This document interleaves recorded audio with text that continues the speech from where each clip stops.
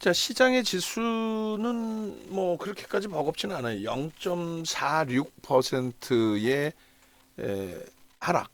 뭐 사실상 국내 증시만 하락이에요 또.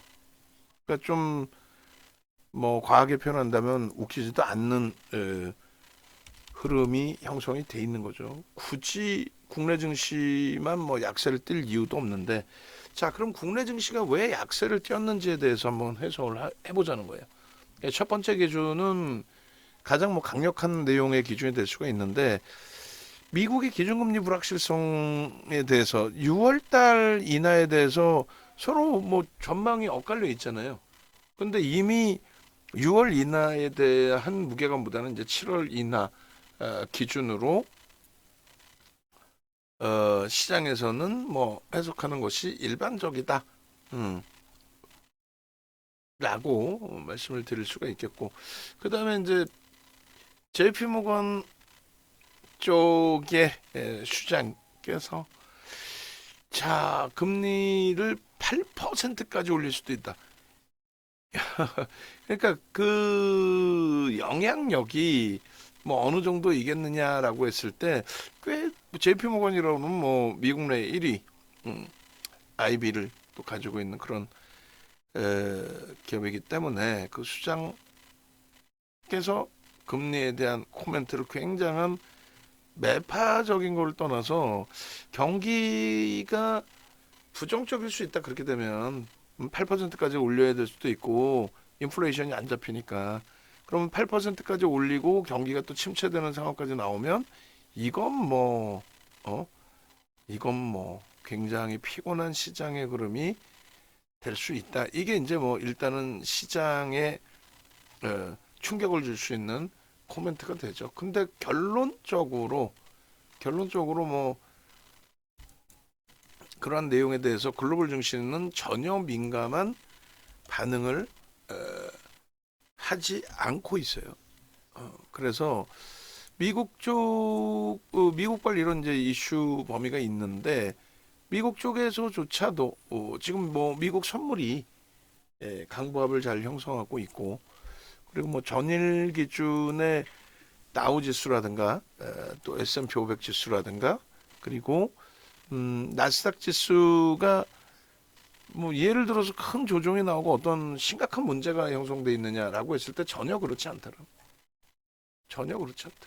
뭐 어떤 뭐 문제거리라고 이야기할 수 있을 그런 내용 자체가 흐름 자체가 아예 없다라는 거고요. 유럽 쪽의 기준도 마찬가지. 프랑스 까크, 독일 닥스. 거기에 뭐 대만 가권 지수의 기준도 금리에 대한 언급이 형성돼 있는 상황이라면 약세를 띄어야죠. 1.85% 기술주 위주의 TSMC잖아요. 뭐 대만의 지진발 우리나라 그 반도체 소부장 업체들의 조정 이것도 말 같지도 않은 내용이잖아요. 지진을 우리가 당했나? 예? 지진 우리가 지진 났어요? 아니잖아요. 그러니까 좀 국내 증시의 조정에 대해서 해석하는 내용들을 여러분들이 좀 골라서 보실 필요가 있다는 거예요. 아시아 증시에서는 대만을 볼 내용이 아니에요. 대만은 뭐 지금 국내 증시의 시가총액을 넘기긴 했지만 TSMC 이제 쏠려 있는 시가총액 비중이 좀 큰 거고 2월부터 사상 최대치 고점을 대만도 넘긴 겁니다. 그러니까 니케이 쪽 같은 경우에는 작년에 이미 사상 최대치 고점을 넘겼죠. 근데 니케이뿐만 아니라 작년 5월, 6월에 전부 유럽 또 글로벌 주식 대부분이 다 넘긴 거예요. 우리나라 지수로 3,300포인트 수준을 훌쩍 넘기고 지금 이제 4,000 위쪽에 있는 거고 니케이 쪽은. 그러니까 아시아에서 유일한 선진 시장인데 아시아 쪽의 유일한 선진 시장인 에, 니케이 지수의 흐름 이 부분보다 일각에서는 10시 반만 되면 중국 증시에 대해서 논하는데 중국 증시는 아무런 영향이 없어요. 글로벌 시장에. 예? 전혀. 아무런. 음? 거기에다가 항생 지수마저도 이제 그 본토로 이제 중국으로 이제 홍콩이 반환된 이후에 점진적으로 그 영향력이 축소되더니 지금 아예 항생마저도 글로벌 증시하고 아무런 연동이 없습니다. 근데 지금도 무슨 10시 반 되면 중국 증시가 지금 뭐 약세고요. 그럴 내용을 귀담아 들으실 이유는 없다는 거죠. 결국은 아시아 쪽에서 이제 뭐 대만 그리고 이제 실질적으로 일본 니케이 그리고 프랑스 가크 독일 닥스 영국 FTSE 그리고 미국 증시만 보면 되는 거예요.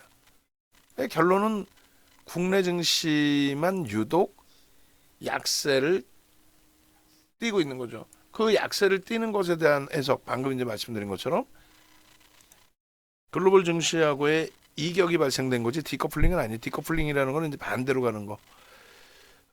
어찌됐건 그 이격을 발생시키고 있는 그 흐름에 있어서는 금리의 내용도 아니다. 금리의 내용 아니다. 다른 데 다 멀쩡하죠. 다 강하잖아. 두 번째로 중동발 리스크 전혀 아니다. 중동발 리스크가 있는데 딴 데는 다 멀쩡하지. 그럼 국내 증시는 유독 왜 그러냐 했을 때 매번 말씀드리는 것처럼 정치적인 정책적인 불확실성이 계속 확대되어 있는 거죠. 거기다 이제 정책 부분에 있어서도 금융 당국의 정책 자체가 박순혁 씨 같은 그 이상한 사람들 몇몇 사람의 2차 전지 관련 거기에 또 공매도 관련 그 내용에 뭐 솔직히 뭐 총선 앞두고인 거죠. 작년에 금융당국조차도 절대 공매도 금지는 없다라고 공공연하게 이야기를 하고 매일경제 쪽에서 그 내용에 대해서 아주 신뢰 있는 쪽의 기준으로 소식에 따르면 공매도 금지한다라고 했을 때 작년입니다. 작년 10월 말 아주 강력하게 금융당국이 매일경제 언론 매체에 굉장히 강력하게 보도자료를 공식적으로 내놓으면서 그런 말 같지도 않은 얘기 하지 마라. 그런 엉터리 보도자료 가짜뉴스 내놓지 마라라고 발표하자마자 이틀 만인가요? 그것도 뭐가 그렇게 급한지 일요일 날 공매도 금지를 발표를 하죠. 결코 좋지 않습니다. 결코 뭐 좋지 않은 정도가 아니라 그거는 오히려 이제 후진 시장으로 시장을 되돌리는 흐름이 됩니다. 그렇게 되면 뭐 최근 들어서 이제 외국인들 매수 강도가 굉장히 크다라는 표현을 하고 있지만 국내 증시에 미치는 영향력이 긍정적일 수 없단 말이에요. 그런 흐름들은. 그런 맥락에 좀 이해를 하시고 그리고 일단 어쨌든 그 거래가 수반되면서의 시장의 강세 그런 흐름들이 연출돼야 된다는 말씀드렸는데 지금 거래가 수반되면서 일단은 강세예요. 그리고 지금 살짝 눌려 있더라도 시장 지수의 흐름은 여전히 2,700포인트 위쪽입니다. 뭐 한간에 이제 뭐 올해 3,000포인트도 갈 수 있다 이런 표현을 증권사 보고서들이 나옴으로써 보도자료가 조금씩 나오는데 그것도 좀 너무 무슨 얘기냐면은 시장의 지수라는 거는 3,000포인트라는 거는요. 지금 지수 대비해서 10%만 움직이면 3,000이잖아요. 그 10% 움직일 수 있느냐라고 했을 때 삼성전자, 하이닉스의 시가총액 비중이 얼마? 30% 수준이에요. 그 시가총액 비중 30% 수준의 종목군들이 대략 1.5배 정도. 그러니까 시장 대비해서 1.5배 정도 주도력을 가지고 있는 쪽에 단기 변동률은 1.5배 정도 형성이 된다 그랬어요. 중장기적으로는 5배에서 10배. 단기적으로는 1.5배에서 3배.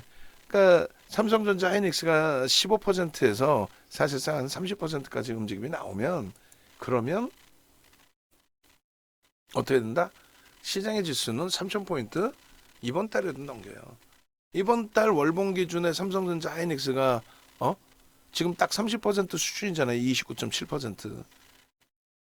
삼성전자가 이번 달에 15% 올라가는 게 그게 이상한가요? 아니죠. 하이닉스가 이번 달 들어서 15% 올라가는 게 무리수가 있나요? 전혀 아니죠. 결론적으로 시가총액 비중의 전기전자 업종의 비중이 40% 수준이에요. 물론 이제 거기에 2차 전지가 포함되어 있어요. 그래서 42.14까지 확장이 돼 있네요. 근데 여기서 이제 2차 전지로 분류되는 LG 에너지 솔루션이라든가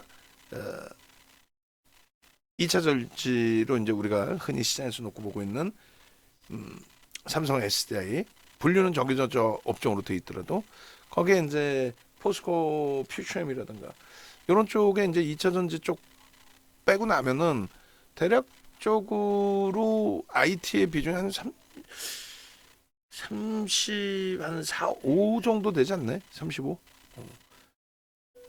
그래서 IT 쪽의 추이 추세 강화가 사실상 전체 시장의 지수를 견인할 수 있는 그런 위치가 됩니다. 그리고 실적이 뒷받침되어 있는 쪽, 그러니까 항상 강조드린 게 이제 요때 기준인데 11주 만에 40% 시장 지수 올라온 거, 그게 이제 뭐 전기전자 업종과 그리고 운수장비 쪽의 자동차 업종, 그리고 이제 그 당시 기준에 바이든 대통령의 정책의 영향을 받은 배터리 3사 시가총액 3위까지 올랐으니까요. LG화학이. 그러니까 시장 저렇게 40% 올라올 때 IT의 삼성전자 하이닉스가 70에서 100%까지 올라오고 자동차가 뭐 거의 더블 올라오고 LG화학이 70% 이상 올라오면서 시가총액 3위까지 올라오고 뭐 그런 흐름이 진행이 됐던 거예요. 저 기간에. 그러니까 시장 40% 올라올 때 삼성전자의 상승률이 75%였다는 거. 그거를 기억하시면 돼요. 그러니까 3달 만에 40%. 그러면 6월 달까지 40% 움직일 수도 있다. 그럼 4,000포인트예요, 그게. 그러니까 못 갈 이유를 제시하라는 거죠. 아이, 금리가 뭐 JP모건 회장이 얘기하는데 금리가 8%. 다른 데 멀쩡하잖아. 야, 중독에 지금 공격해가지고 무슨 뭐 누구 사령관이 뭐 지금 사망했다는데. 아니, 다른 데 지금 멀쩡하잖아. 뭐 그 다른 데 멀쩡한데 왜 우리만 문제가 있다고. 그래서 하여간에 뭐 총선 앞두고 불확실성 부분도 있어요. 그래서 지금 뭐 민주당이 180석인가요? 뭐 저도 그거 잘 모르니까. 근데 지금 현재 여당 대비해서 야당의 의석이 굉장히 압도적으로 좀 많을 것이다라는 해석이 좀 그죠? 많을 것이다라고 이렇게 이제 해석이 되고 있는데 일단은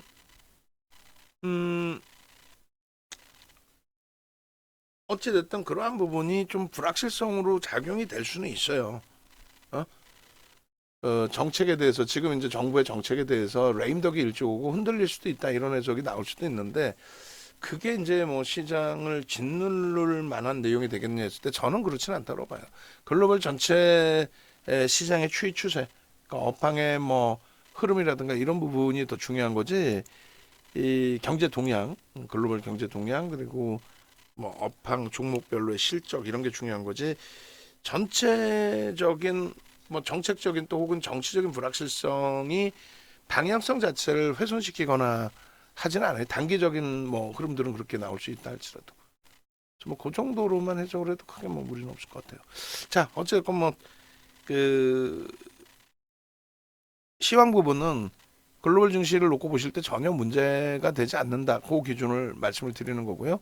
두 번째 기준은 차트하고 뭐 수급하고 같이 놓고 보시죠. 그래서 뭐 삼성전자 일주월봉 뭐 다 봐야 되겠습니다만 그냥 주봉 정도로 놓고 볼게요. 종목군들. 그렇게 해서 삼성전자, 하이닉스 이런 쪽에 수급하고 지금 현재 이제 그 주봉에 위치하고 그렇게 해서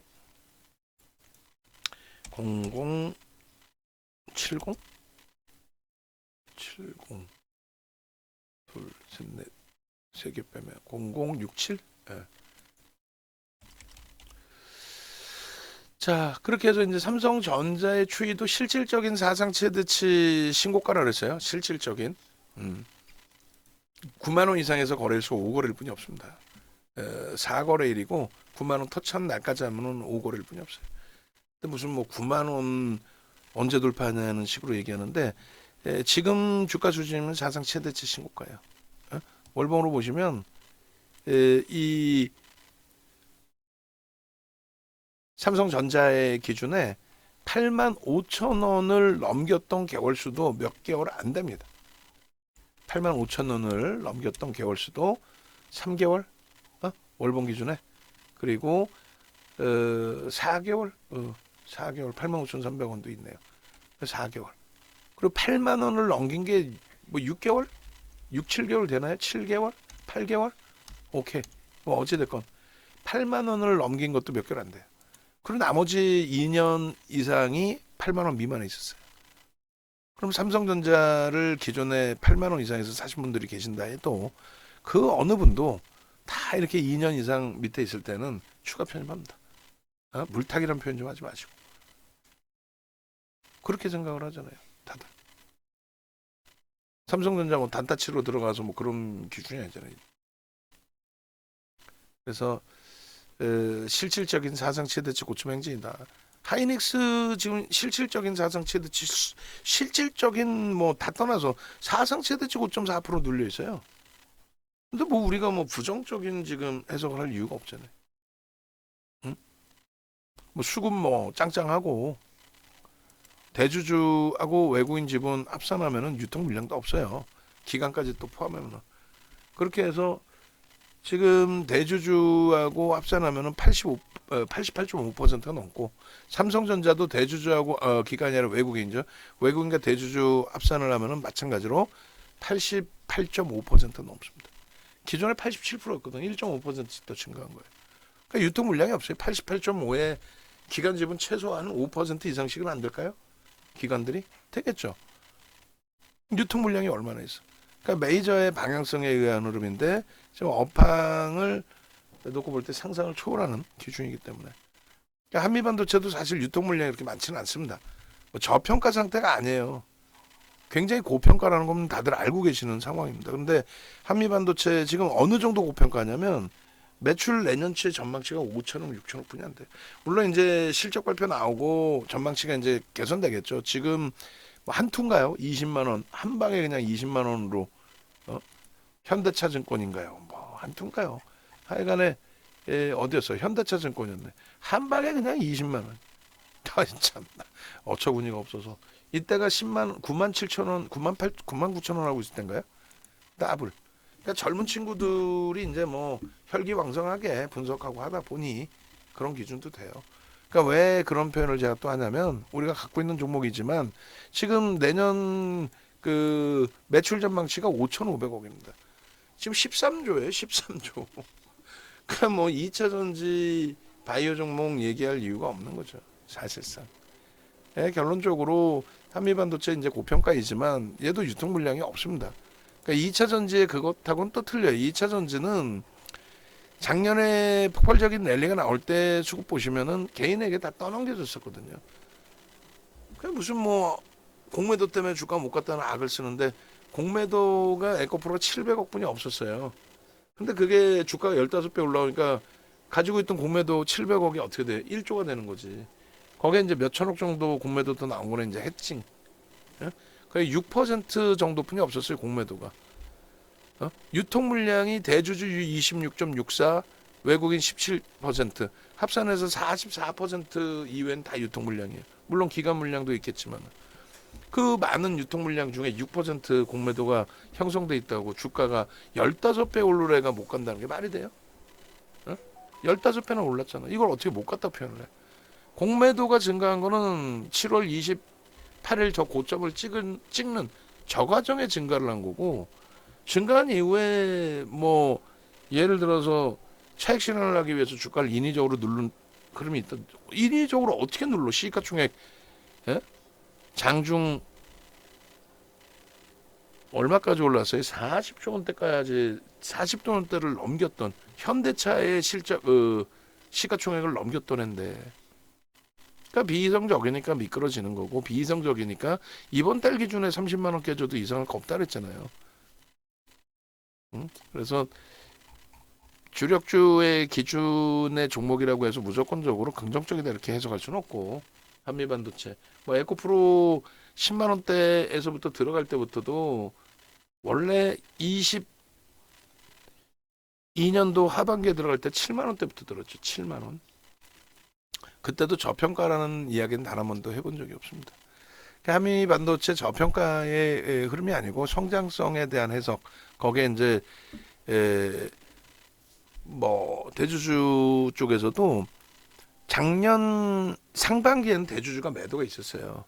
그러니까 특수관계인의 매도가 좀 있었는데 일부 있었죠, 일부. 근데 하반기 들어서면서 계속 매수했어요.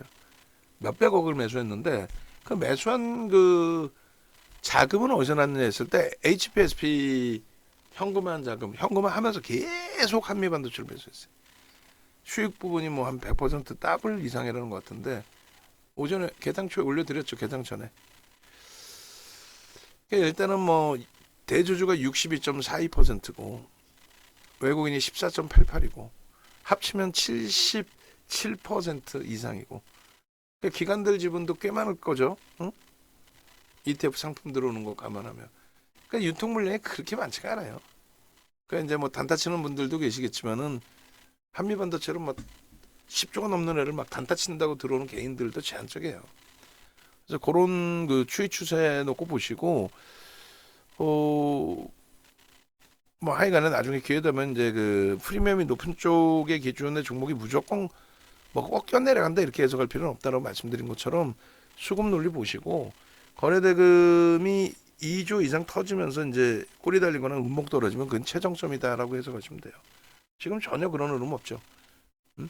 그리고 이제 업황 자체가 다 정점을 찍어야 되는데 그럴 일도 없고.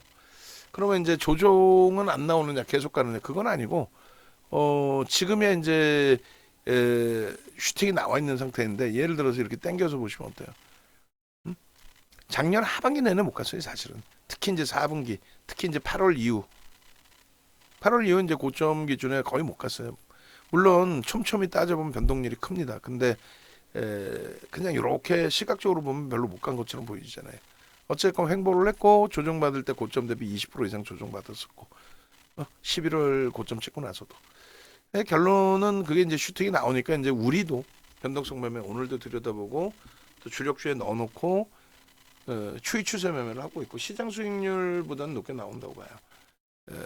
2월 이후에 저 가파른 수익 6만 원에서 더블 이상 수익 난 거 그렇게까지는 아니더라도 지금 이자락에서 뭐 더블 내주세요 그렇게 들어오신 분들은 저는 이해를 못하겠고 시장 대비해서 긍정적이다 라는 기준을 설정합니다. 그리고 삼성전자 하이닉스의 흐름에 연동돼서 오버슈팅은 당연히 나올 수 있는 위치로 한미반도체 적절하게 이제 비중만 잘 조절해서 들여다보면 되는 그런 종목이고요. 현대차도 매수 이후에 조금 이제 그 수급 강도가 멈춰져서 그런 거지. 그리고 이것도 설명드렸어요.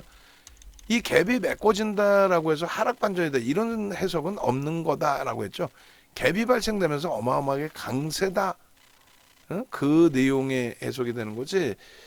갭이 메꿔졌다고 해서 하락 반전이 된다 그러진 않는다 그랬잖아요. 기술적 분석을 하는 이유가 뭐예요? 제가 금방 전화 드리겠습니다. 님, 기술적인 부분에 대한 해석이 뭐예요? 결론적으로 누가 샀느냐 안 샀느냐 뭐 이런 내용들의 기준이잖아요. 결론은 갭이 메꿔졌는데 현대차에 수급이 꼬인 거 있어요? 어차피 수급 논리로 갔잖아. 얘도 보면은 개인 수급이 어때요? 올해 들어서 급격히 외국인기관 쌍끌이 매수가 추가적으로 공격적으로 유입되면서 들어올렸죠. 그 상황에서 주가가 고점 대비해서 수급이 횡보 상태에 놓여졌다고 해서 고점 대비해서 12% 밀린 거예요. 12%. 뭐 적으면 적은 조정이고 깊으면 깊은 조정이 되는데 시장 대비해서 월등한 강세를 띠고 있는 종목이에요. 아니 실적이 순이익이 12조인데 작년도 12조고 올해도 12조인데 시가총액 48조 말이 됩니까? 그러니까 주력 비중을 넣고 가는 건데 거래가 다시 또 둔화됐어요. 25% 이제 그 수준에서의 비중만 설정을 하는 거고 기아도 똑같은 맥락에서 이해하시면 되겠고. 근데 이제 현대차가 제가 보는 시각에서는 더 강화될 수 있다. 물론 뭐 기아 변동률이 조금 더 높을 수는 있겠지만은 현대차가 월등하게 더 강화될 수 있다라는 쪽으로 해석을 합니다. 그리고 기아. 그다음에 이제 LG화학은 5%까지 줄여놨는데 심사숙고할 거예요. 나머지 물량까지도 정리를 해야 될지. 뭐 계좌 자체가 우리가 사실상 계좌 자체가 지금 손익률이 좋잖아요. 사실 4월 포트 기준에 어떻게 되어 있습니까? 4월 포트폴리오 보시면은 지금 마이너스 0.09% 그러니까 1%가 아니에요 손실이. 시장은 지금 1% 하락이에요 사실. 3월 말 종가 대비 어제까지 기준이 3월 말 종가 대비 1.06% 하락이었고 오늘 기준에 0.4니까 대략 1.5% 하락이고 우리는 이제 0.99 0.92 하락인 겁니다. 그러니까 뭐 나쁘지가 않잖아요. 그리고 이제 뭐 전체적으로 나머지 부분 다 마찬가지. 작년 9월 10월 폭락 이후에 11월 때 포트 하이닉스 뭐 잘 넣어두고 이 흐름. 그러니까 이 부분이 이제 뭐 글씨가 작으셔서 안 보이시면은 이렇게 보시면 되죠. 그러니까 항상 월말에 방송에서 오픈해드렸던. 그러니까 삼성전자, 하이닉스, 현대차 좋은 거 누가 몰라요. 근데 저렇게 실질적인 비중을 채워줄 수 있는 사람이 중요한 거지. 뭐 좋은데 저거 안 채워주고 다른 종목 채워드리면 크게 문제가 되는 거죠. 오히려.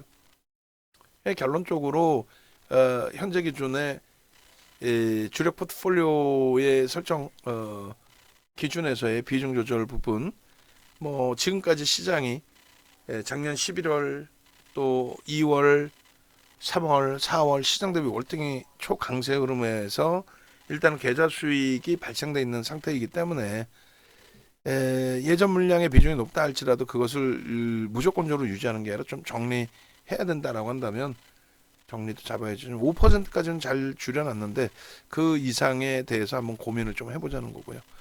그다음에 이제 KB금융도 마찬가지. 예? 뭐 결국은 뭐 수급 논리죠. 근데 이쪽의 강세는 말씀드렸잖아요. 항상 금리 인상 시기에는 뭐 예대 마진이 증가해서 그럼 금리 인하할 때 뭐 예대 마진이 축소됩니까? 기업이 망할 정도로 그 정도는 아니에요. 예.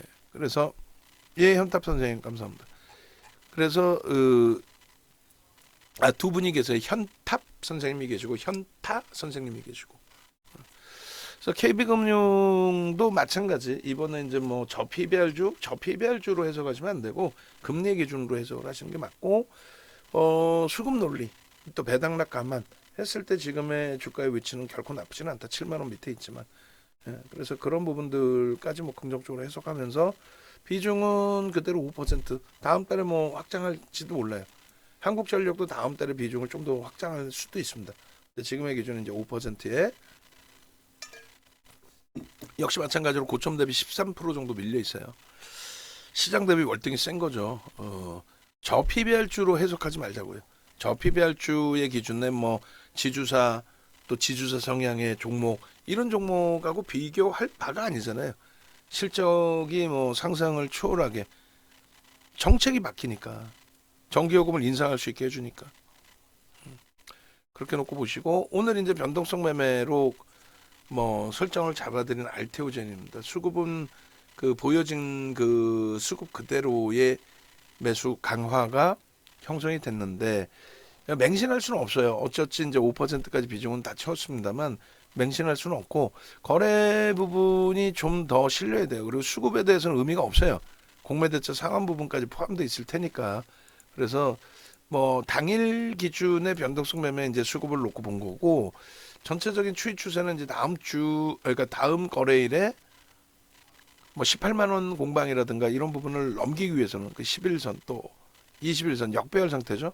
그 21선 넘기려면은 거래가 터져야 됩니다. 5분봉 거래 기준에서 10만 주씩, 5분봉에 10만 주씩 터져야 돼요.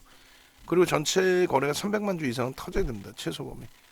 그리고 이제 저 고점을 넘기기 위해서는 앞에 고점을 넘기기 위해서는 말 그대로 최소 500만 주, 1000만 주 실려야죠. 응? 지금의 기준은 이제 변동성, 짧은 변동성 매매. 바닥에서 첫 번째 거래 5MA, 20MA 정도 수준의 거래를 형성하고 돌렸기 때문에 들여다본 거고 좀 짧게 정리를 할 겁니다.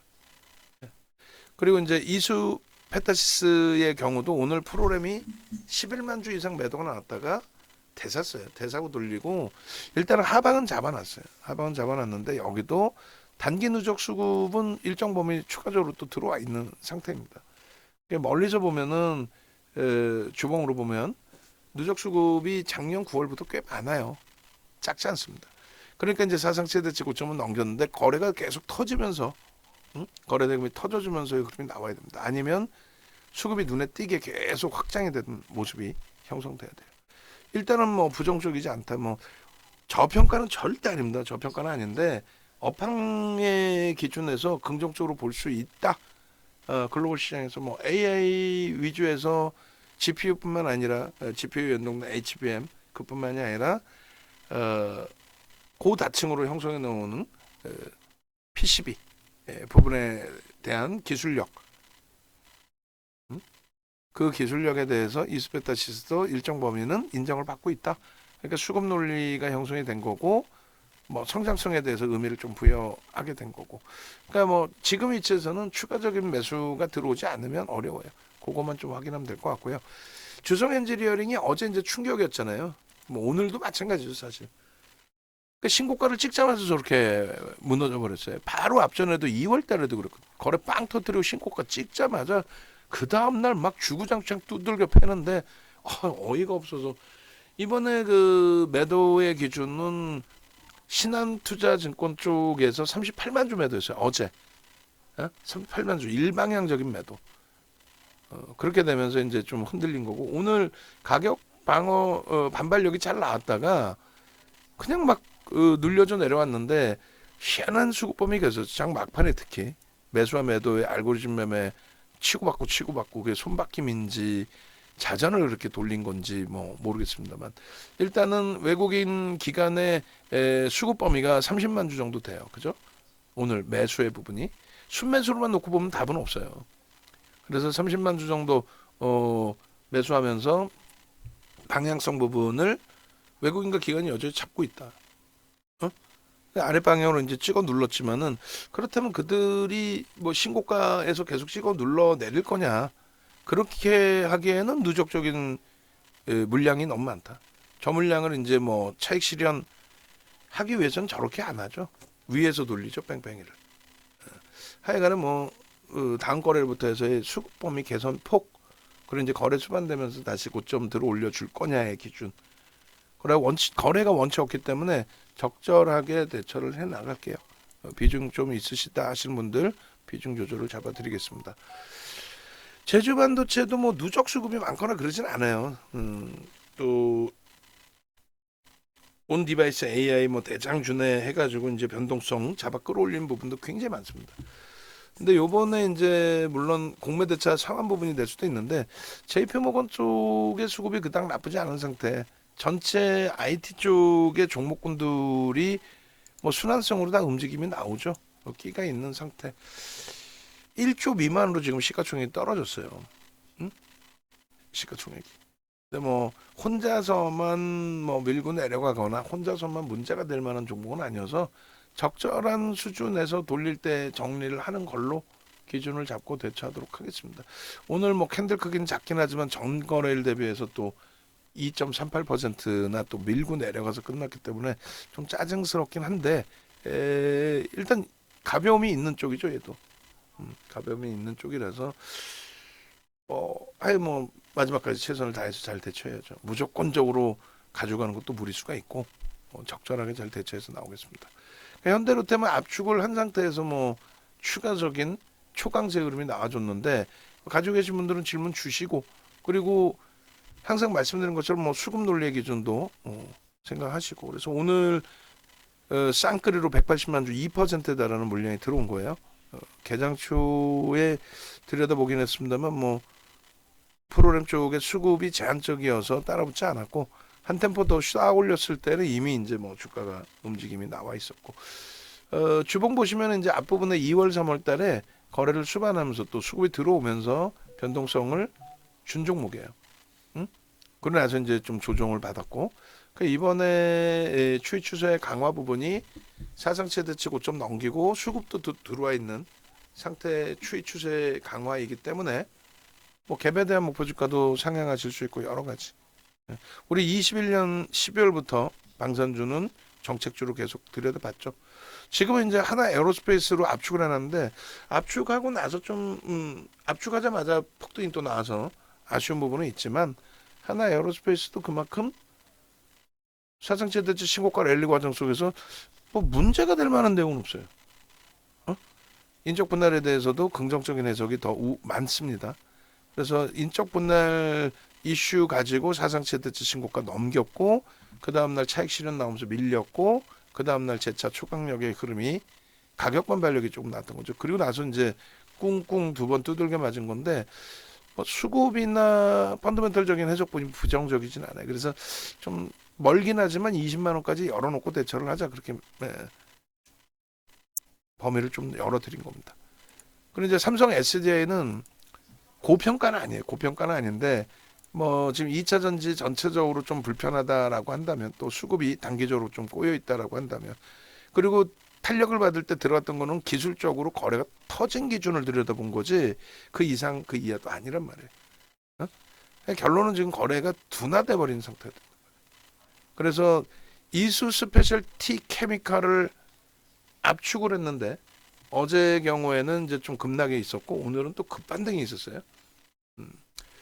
상황에 따라서 이제 SDI도 주력 포트에서는 빼낼 겁니다. 빼내고 그리고 나서 이제 뭐 변동성이 나오는 종목군 위주로 들여다보는 걸로. 나머지 IT 쪽에 이제 뭐 예를 들면 오늘 이오테크닉스 원체 강해서 야 이 정도면은 뭐 외국 기관이 좀 들어와 있을 것 같습니다 했는데 개인이 한 6만 주 편입이 됐네요. 근데 이제 관여도 부분은 매수 쪽에 12만 주 정도. 그러니까 55만 주 거래량이 12만 주면 작지 않죠. 그들의 이제 관여도가 있었다라고 해석하시면 될 것 같고 엔캠도 변동성 매매에서는 좀 보긴 할 건데 야 제가 자신이 없어요. 이걸 뭐 어떤 기준에서 해석을 해야 될지. 그리고 SKC도 한번 보긴 볼 건데 얘도 뭐 수급이 꼬이면은 뭐 안 되죠. 수급이 이제 일부 들어왔던 그 수급의 연장선이 있어야 됩니다. 그거 없으면은 들여다보기는 어려워요. 그래서 일단은 그 강세를 띄워주고 조정폭이 좀 깊기 때문에 어디까지 밀릴 것인지 또 수급은 유지될 것인지 뭐 이런 맥락을 볼 겁니다. 그리고 이게 얼마만이에요? HPSP를 우리 그 IT 관심 중에서 뺀 거는 이제 굉장히 오랜만에 빼낸 건데 어쩔 수 없어요. 빼놔야죠. 거래가 터지면서 돌리면 그때 또 보겠습니다. 그리고 동진세미캠도 누적적인 그 수급 범위가 매우 긍정적인데 일단은 여기도 이제 거래가 지금 점진적으로 둔화돼 있어요. 뭐 주봉상으로 이제 석배령의 기준이 되죠.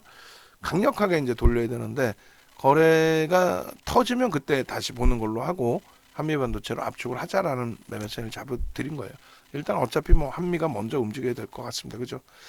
또 얘도 마찬가지로 거래가 터져서 들여다본 건데 거래가 제한적이어서 우선순위에서 이제 동진세미캠 뭐 누적 수급 범위 한번 볼 수 있을 것 같고요.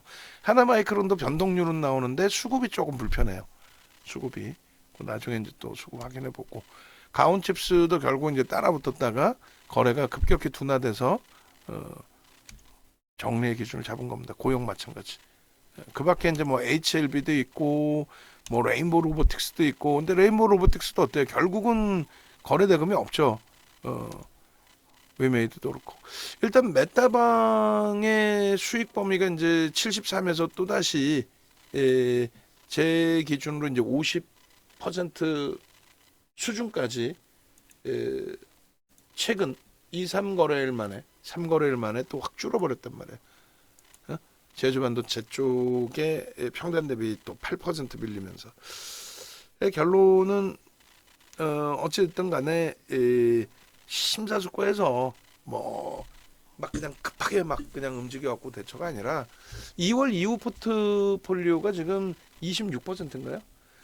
거기에 이제 뭐 메타방 그 어찌됐든 계좌체 것의 기준에서 이제 50% 수준이라서 조금 이제 저보다 조금 더 위에 또 조금 더 밑에 그리고 조금 많이 못 쫓아오신 분 이렇게 이제 좀 나뉘어져 있는데 일단은 어찌됐든 그 굉장히 심사숙고해서 변동성이 예를 들면 지난달에 히트 종목이 예를 들어서 뭐 한미반도체였잖아요. 그런 변동률이 나올 수 있는 시가총액 이왕이면 10조 또 10조가 아니더라도 5조, 최소 1조 이상짜리 종목에서 제대로 운영 잡아서 이왕이면 빠르게 조기 종료 할 수 있도록 그렇게 진행을 하겠습니다. 그리고 이제 이번에 메타방 오리엔테이션 13일 강연회가 있으니까 그 강연회에서 또 어떻게 진행하겠다를 명문화를 어느 정도는 해서 나눠드리고 그것에 대한 전략 부분을 설정을 잡아드릴게요. 그렇게 해서 이왕이면 주력 포트폴리오를 구성하는 기준과 그리고 매매 따라하기 방의 완벽한 그 차이점은 있어야 될 거 아니에요. 무조건 뭐 단타 친다 이런 개념은 안 되죠. 예를 들면은 뭐 한미 반도체를 잘 끌고 와서 더블이 아니라 그 이상의 어마어마한 수익을 낼 수도 있는 거고. 자, 홈페이지까지 찾아오세요. 네이버에서 윤정도 검색하시면 사이트가 나오는데 유튜브 찾아오셔서 지금 뭐 아침에 실시간 방송을 왜 올려놨지? 저 지금 끄시고 아침에 누군가 출근해서 실시간 방송을 지금 올려놓은 것 같은데 생방송 올려놓은 거 끄시고 그렇게 하고 오시면 이제 뭐 제주반도체든 하나 마이크론이든 전략 부분들 삼성전자, 하이닉스든 이렇게 다 올려놔 드렸어요. 그거 참조하시고요. 그리고 네이버에서 윤정도 검색하셔서 홈페이지 찾아오시면 그럼 이렇게 돼 있습니다. 그래서 홈페이지 기준에 이제 뭐 강연회라든가 이제는 강연회 인원이 이제 뭐 한 분 남아 계셔서 예약자 두 분에 이제 결제하신 분이 12분, 14분, 한 분 남아 계세요. 근데 당일날 또 뭐 급하게 볼 일이 있어서 못 오시는 분들도 계실 수는 있겠죠. 그래서 일단은 좌석은 15석인데 좀 뭐 스텝진들까지 하면 좀 답답해 보일 수가 있단 말이에요. 그래서 10분 정도가 딱 좋은 것 같아요. 예. 나는 무조건 참여해야 되겠다 하시는 분들 뭐 오실 수 있는 거고. 그 다음에 매매 따라하기 방 기준은 이제 VVIP 회원님들 기준에서 이번 2기 신청을 하신 분들이 계시는데 1기 최종 청산을 지금 마무리를 어떻게 정리를 할지를 마무리 청산을 어떻게 할지를 고민 중이라 뭐 4월 1일 날 오픈을 빠르면 그때 해드리기로 했는데 오픈을 못 해드렸어요. 못 해드리고 지금 이제 대기 상태에 계시는데 대신에 이제 뭐 VVIP 방에서 또 전략 기준 잡아놓고 계시니까 이번에 강연회 진행을 하고 그러고 나서 그때 그날 뭐 명확한 날짜 설정을 해서 지금 15일 기준에서부터 무조건 이제 스타트를 하려고 하는데 시장 상황도 또 고려도 하고 뭐 첫 스타트부터 수익이 딱 발생되면 기분 좋잖아요 서로가. 그렇게 해서 진행할 수 있도록 그렇게 해놓을게요. 그리고 외부에 계신 분들의 기준에서도 지금 다소 이제 조금은 소강 상태인 것 같아요.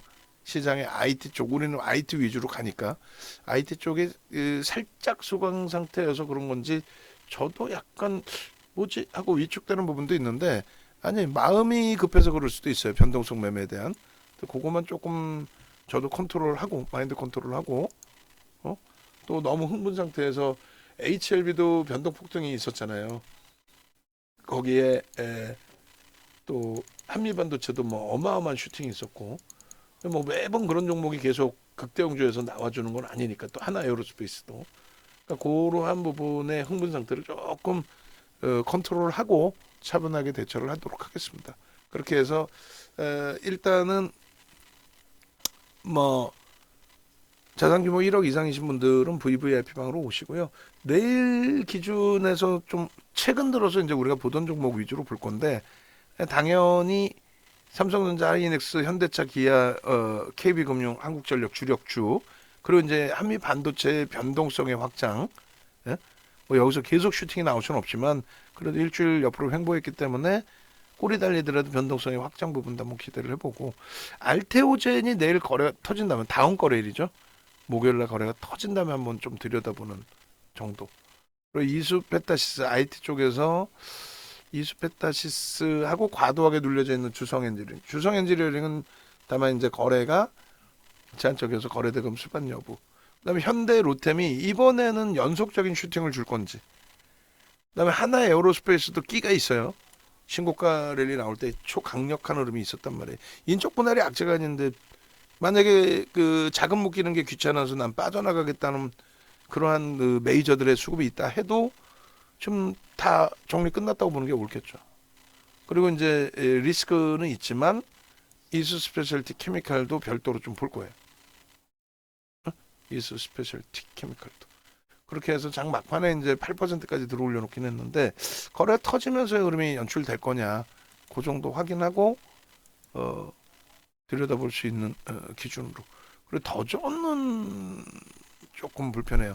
그리고 이수 스페셜티 케미칼도 360억 저렇게는 안 되고 거래가 최소 100만 주 정도 터져야 의미를 부여할 수 있습니다. 하여간에 그 종목별로 또 시간에까지 다 확인을 해서 설정을 잡아서 무리 수 없는 범위 내에서 전략을 꾸려 나가도록 그렇게 하겠습니다. 네, 됐죠? 그렇게 설정 잡아드리고 마무리 짓도록 하겠습니다. 선거 잘 하시고 목요일 날 아주 좋은 상쾌한 기분으로 다시 뵐 수 있도록 그렇게 하겠습니다.